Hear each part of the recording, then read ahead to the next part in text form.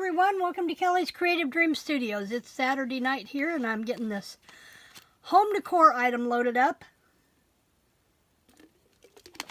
Yes, it's another Halloween decor, but I will be showing you another version of this sometime next month of how we can turn this into a fall decor item just as well. So we're going to start off with, you're going to need, I'm trying to think of my die's name here, and they're gone. They're gone. Oh, what did I do with them? The Halloween magic dies that are part of the Magic in This Night suite. Remember, we used these frames for our Halloween card and the spider for our Halloween card. Well, today we are using both of the bat dies from that set, and I'll tell you in a minute what we've done so far. You're also going to need a cylindrical candle holder for a pillar candle. This one is from Dollar Tree, and it's 3 1/4 inches by 7.3 inches. And so you can get this at Dollar Tree. We'll be using that. We're also going to be using the black glitter paper from Stampin Up. And for those of you needing to order the next piece I'm going to use, let me go to adhesives here really quick on page 163. Somewhere in there. I know they're here. Okay, adhesives in the back. 162. I was close. We're going to be using the adhesive sheets. Now these are 6 inches by 12 inches, and they're a double-sided adhesive, and they're great for cutting out things that you want a good solid adhesion to. Now I do not have those, but I do have the Sizzix adhesive sheets, which I purchased these from Stampin' Up when we were connected with Sizzix. So if you've seen these, they're the same thing. They're just through another provider. So I've taken and I have cut, oh, I forgot we're using this die too, this border die from that same set. And I've done a lot of the pre-cutting. So I have cut 3 of those from that die. I've also gone through and cut out all of these dies. This will cut out 3 different sizes, and I have cut 11 total of these different sizes of bats. And then to show you how these sheets work, we're going to go ahead and we're going to cut, I'm going to have double count, but I think we need to cut 3 or 4 sets of these. 1, 2, 3, 4. Yeah, we're going to cut 4 sets of these from this strip of glitter paper that is approximately 3 inches long, and it's a 3 by 12 sheet. And then I've cut a sheet of this to cover the back, and it's just a width of that sheet. Now this is double-sided adhesive, so you're going to start by taking off the Sizzix paper and just throwing it aside, and then adhere this to the back of your glitter paper so that you're putting in essentially you're putting adhesive on the back of your sheet of glitter paper. Now we're not going to take this sheet off just yet. We're going to die cut our pieces first. And I know I've told you in the past, whenever you're cutting anything that's got a texture, such as your glitter papers, you want to cut from the back side. So we're going to flip this over, and from the back side, I'm going to lay my bats down here and position them so that they're all on that sheet. And I have my big shot over here handy. We're just going to run these through the big shot. And we will do this 4 times. I'll cut one set out, and then I'll take them off. If I can get this started through here. Now, I've been doing this, cutting all these things for the same thing There we go. Okay.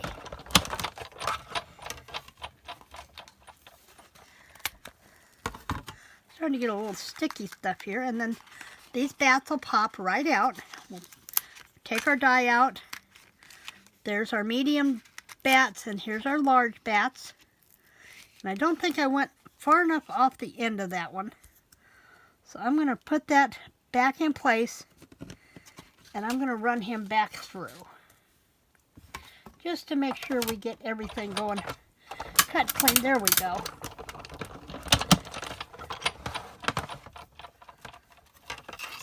There we go. That's better. Been cutting so much adhesive stuff today. Everything is sticking to my cutting plate. I'm going to give it a bath tomorrow. And there's one set. Now we're just going to move this down. And I just try to position this on here to where I get the most use out of my paper. And we'll put this back up here and we'll run it through 3 more times. You just want to make sure that you go all the way through. Now you don't have to necessarily run it backwards, but I do because I don't have room over there off the end.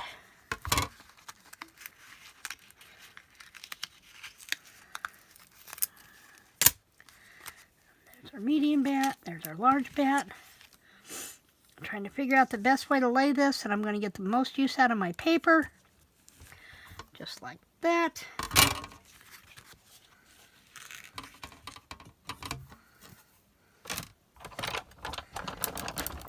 So you're going to need 4 of the big bats, 4 of the mini bats, or medium bats, and 11, at least 11 of the small bats when you cut these out. And then we've got to move this down and cut one more set. I think I like that one right in there.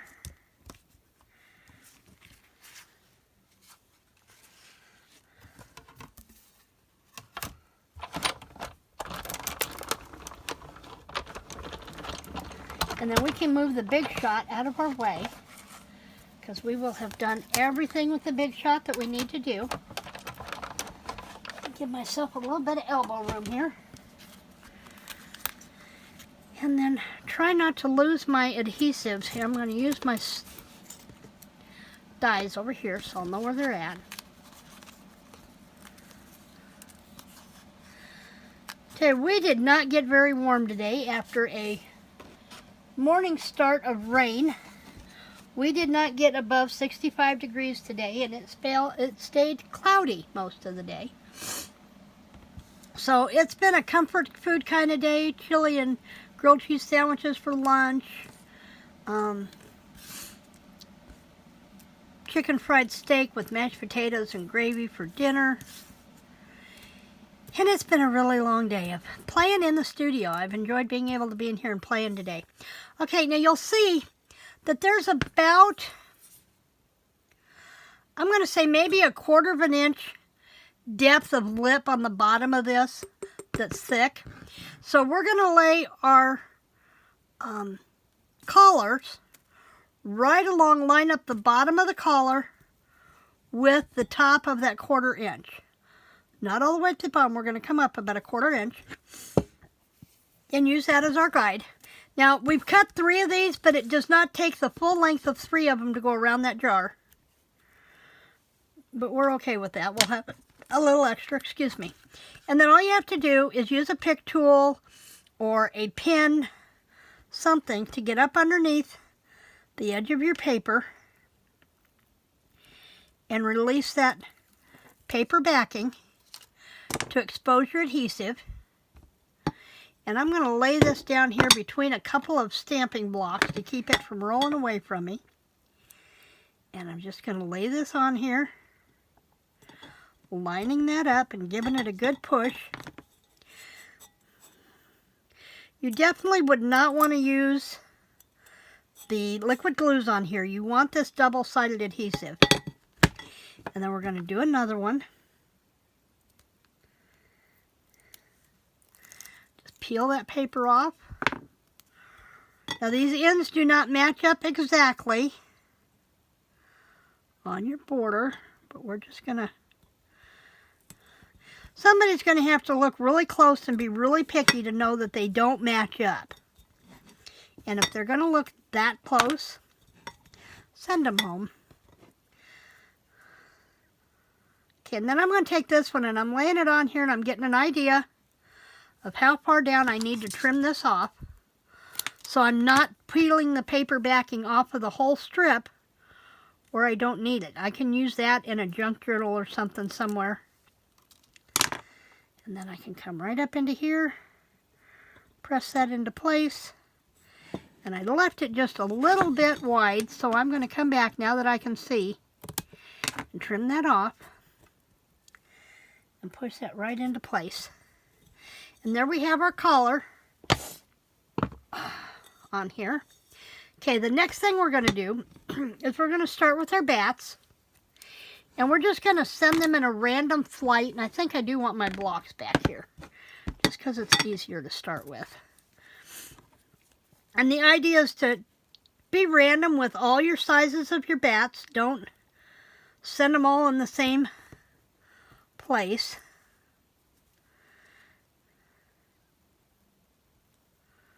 I could probably use the pick tool and get up underneath there easier. Let's see.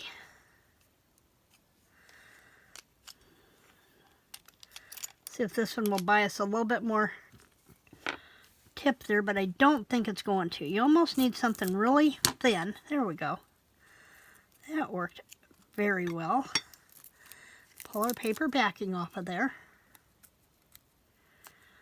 And then we're just going to kind of send our bat flying across the jar here. And what I did was I kind of turned it a quarter turn, came back with another big bat, because I wanted them to look like they were flying up across the jar. Just like that. Turn it a quarter turn.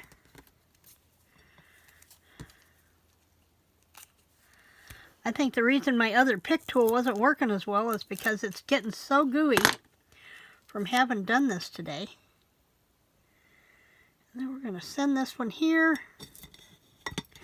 turn it a quarter turn, and do our other big one. This is our last big one, and send him up flying across here. And then all we're going to do is we're going to come back with our medium ones.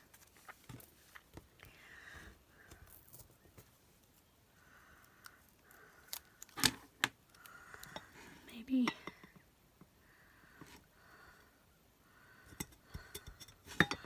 fill in some of the bigger gaps. Now remember, we have 4 of these as well. So we want to make sure that we space them out evenly across there. There we go. Could not get it started under there.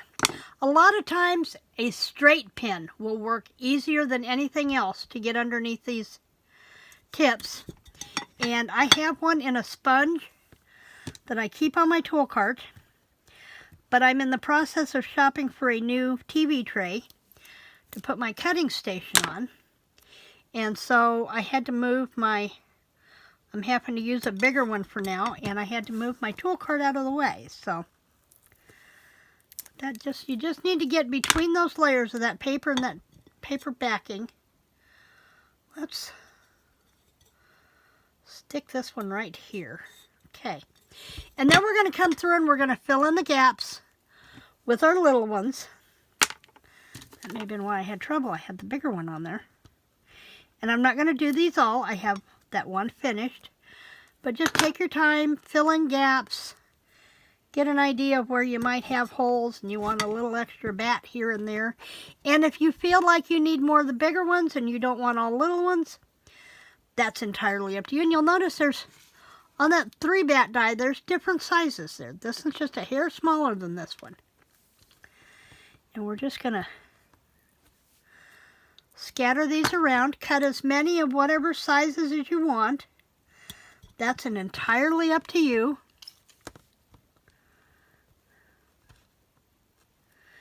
And randomly send your bats flying around the room here. Whoops, forgot to get my paper out of the way. See, I could probably put a couple more of the medium ones here if I wanted to.